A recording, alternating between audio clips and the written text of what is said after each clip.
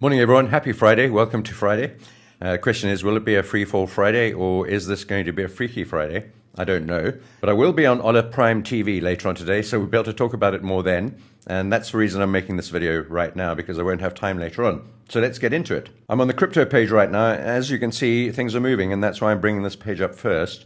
And there have been a couple of positional changes for myself as well. So I've taken all my Ethereum and all of my XRP profits off. You'll know where those were if you've been following me. We got into Ethereum just under $2, and we're trading now at $3.50, and XRP way down below. And Ethereum I got long in the low twos, and we've taken all of that off now in Ethereum and XRP, but I'm holding on Bitcoin trades.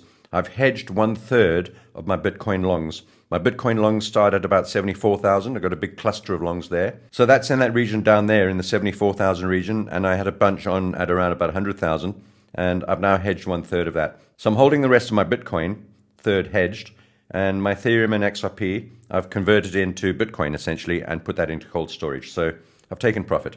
Instead of taking profit into dollars, I've taken profit into Bitcoin. So my plan for Ethereum and XRP is to wait for these to pull back on dips and get back in long. And I've got some orders stacked up all the way down to these gradient lines. These gradient lines are not trend lines. They're lines that represent the move from the lowest candle wick to the top of the highest one. And I've just duplicated that gradient line, the run up, the bull run into the bull flag. There's the clear out through the bottom. Please go and check out yesterday's live stream and also the Ola Prime live stream, Ola Prime TV. And they're both up on the internet now. We talked about these clear outs, not only on Ethereum, but also on XRP and Bitcoin. And I want you to understand why these occur and why you should expect them to happen when we have these flat bottoms on or congestion ranges in Bitcoin and, well, in crypto in general. So that's what happened on Ethereum, that clear out, where we got long again, actually, because we only dipped down to the 100-period moving average, the order block, and the Fibonacci retracement, just filling up that void there and then going off having grabbed that liquidity. Target, we're almost there, and that's why I've taken some off, in fact, all of it, and we've exceeded the gradient line as well. So expect some pullback from Ethereum. We are very close to this swing high, and we'll see how that goes. I'll be looking to buy dips. I've got some orders stacked up closer to the gradient line, just fractional re-additions. The same with XRP. I've got some orders stacked up down below. We haven't got near the target yet. We've got some way to go, but I've taken all of this off and banked it into Bitcoin, into cold storage. I'm looking for a dip down to the gradient line or below to get long on this one. The gradient line doesn't need to be held, by the way. It's a gradient line, not a trend line, so it can be broken up and down. We want to adhere to it mostly, and when we're above it, we're a bit overextended, overbought, and when we're below it, we're undercooked, I suppose is a better way. So that's crypto, really. And then quickly, I want to go through the other names, and while we're on this page, we may as well carry on with metals. I'm short on gold. There's nothing really to add. We could get something like that. Or a move down to 31.20, which I think is more likely. We're moving up a little bit today, holding up firm above all those moving averages clustered beneath us. So I really don't know what's going to happen with that, but because of that, I've taken a long on silver as well, and this is a hedge against the gold short. I expected silver might do something like this, but it seems to be not the case. And so we had to get long on the breakout with that big bull candle, and we are long. We've been long all the way down since the bottom, but we've taken profit along the top. So that's silver and gold, and then copper we're also long. It's one of my favorites. We're trading at 550. We're at all-time high closures on copper, and I think we could get up much higher. My first target is $8, believe it or not, and then I think we could even get to $10. Perhaps not right away, but maybe in the next 12 to 18 months, something like that. Let's swing across to currencies. We're long on the pound. We seem to be finding support here, so that's good for those who are long like me. 38% retracement. We've got the 100-period moving average just below. And this is one of those under-over support levels that's holding up rather well and has done before. And we've just come back down there. Originally, we got long at exactly the same level. We got out at the top. So we're just sort of doing the same thing. And hopefully that'll hold on the second occasion and move up. I do think the dollar is going to move down. We're trading at 96 or 97 on the dollar index. And I think we could get down to 93 and maybe even 90. And that will push the euro and the pound and the other majors up, the yen, the Aussie, etc. Quite significantly. So let's see how we go. We have a long on the pound, nothing on the euro, but this is just dribbling down rather insipidly, and this doesn't look like it's got any momentum downwards.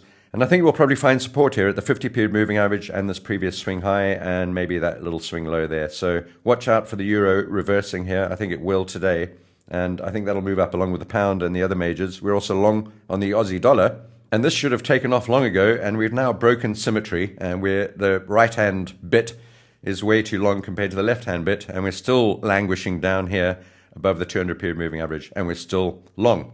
So that's the Aussie. And then on the stocks, well, we got long on the NASDAQ and we're short on the S&P. So we have a mixed bag.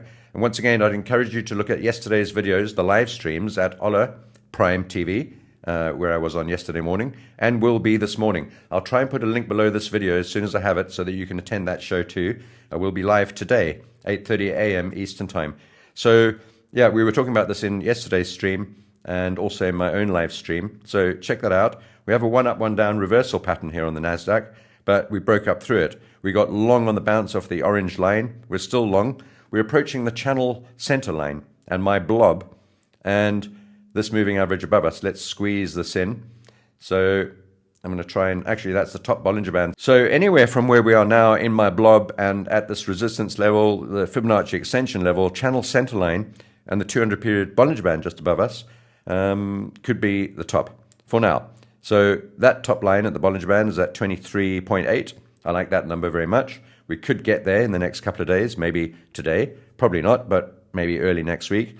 And then also the resistance level that we're at right now, or just about to touch at about 23,200. So all eyes on the NASDAQ today, and really the question is, will it be Free Fall Friday, or will it be Freaky Friday and move up? Now, at the same time, we're short on the S&P, so we've got a conflict going on here, long on the NASDAQ, short on the S&P, but we're trading these individually, name by name, and one should trade each name individually. They all have different characters and personalities. We talked about this yesterday as well. So we've got this over-under trend line on the S&P. We traded above it for so many years, and then the Trump tariff nightmare pushed us down below it, but not for long, and we're now pressing back underneath at the underside of this trend line, and really not being very successful at getting through it. So the NASDAQ's moved up, the S&P not really. We got short at the trend line, at the top of that red bearish engulfing shooting star candle, and we're still short. So we've got as I said, a conflict. We're short one, long the other. But overall, I'm biased long in the market. I want to get long on QBTS. We don't have a position on that just yet. I'm already long MSTR. I'm long Tesla. I'm long ARK-K. But I am short NVIDIA along with the S&P. And NVIDIA, much like the S&P, I'm playing its own chart pattern here. And we have what might turn out to be an island reversal. We need a gap down today. I don't know where we are in pre-market, but watch out for that. And I'm just looking for a move back down to the moving averages and this ascending triangle breakout point. And I guess that is also a hedge against all the other longs that I've got on. Let's go across to natural gas and oil, and I'll start with natural gas and we'll work across to uranium. Natural gas, we're now short, as you know. We covered this in yesterday's live streams as well in quite some detail. We got this falling wedge and then we broke out of it correctly towards the upside, as it should do. And now we've got a rising wedge and we've broken out downwards to the bottom side, as it should do. We rejected from the 200 period moving average here, broke down through the rising wedge pattern, but bounced off the 20 period moving average, that's the green one here. And we're moving back to the 200 and the underside of the rising wedge. So two really important resistance levels there, and of course the rejection from the 200 prior to that, and we're below the pattern. So this all looks pretty good for a continuation downwards. If you don't have enough size on natural gas shorts and you believe that it is short, like I do, you may not do, but if you do, you might consider adding more shorts on right here if you don't have sufficient size.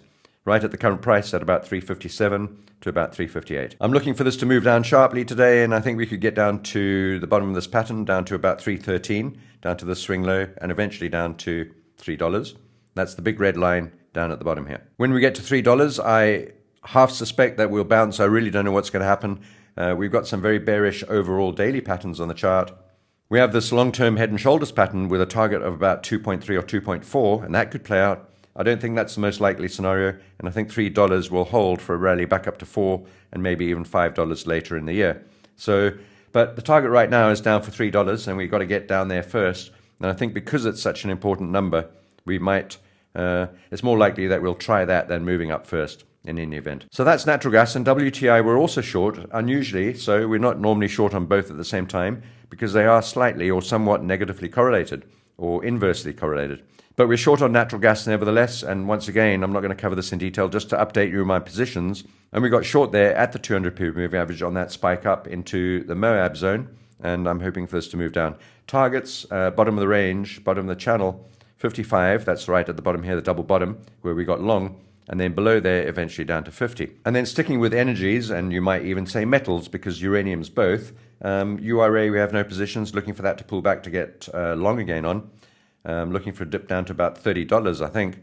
And then on UEC, we're still long, and we're waiting to see if we can get through this big order block and this potential triple top. And I think we will. I like the way this is moving. We may need to retrace a little bit first, but it's looking so bullish that I think we may actually reach a new high here before perhaps correcting. So that's UEC. We're long from miles down here, right basically at the bottom down here at about $4.50, I think. We're trading at 8 something, 8.20 now.